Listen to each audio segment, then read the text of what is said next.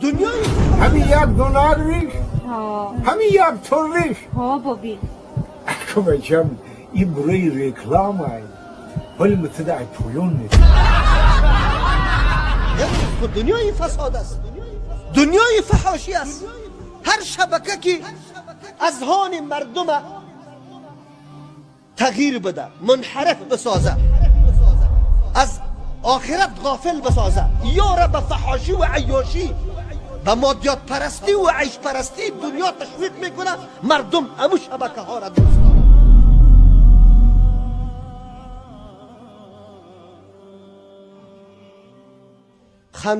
خندانیدن دو قسم است. یکی خندانیدن در داخل چوکات سخنی را بگویی که از شریعت، از حدود شریعت نمیبراید، خوب کسی از سخن تو خوش میشه، این جایز است. یکی خندانیدن شبکه های شیطانی است که طور مردم در لغت عربی ضحکه میگه، چیزای دروغ و ناروا و نادرست جمع میکنه صرف به خاطر که مردم بخنده بخنده بخنده. حالی امروز این دنیا در حد رسیده که مردمای رشید و عاقل و با ثبات وجود نداره، دور از مسلمانای واقعی و متدین و باهوش و با عقل.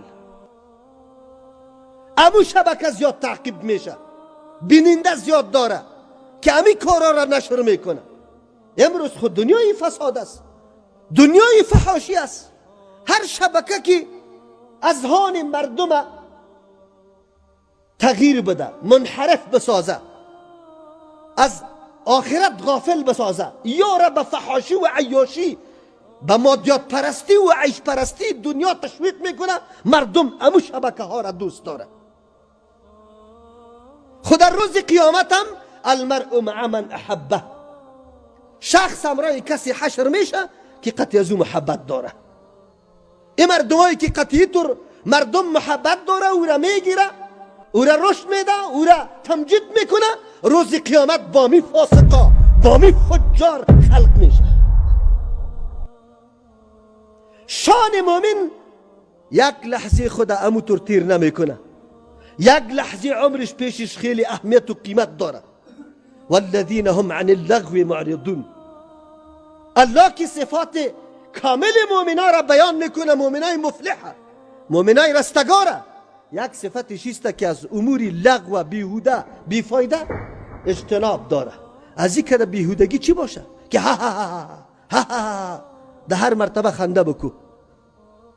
خو لیکن مردمی را برای خود کسب جور کرده، پیسه میگیره سرش. خو من میدونم که امی شخص نخواد که وعیدات شنیده باشه و یک روز در مجلس دین نشسته باشه، آگاهی از آخرت داشته باشه. این نمون مردم است.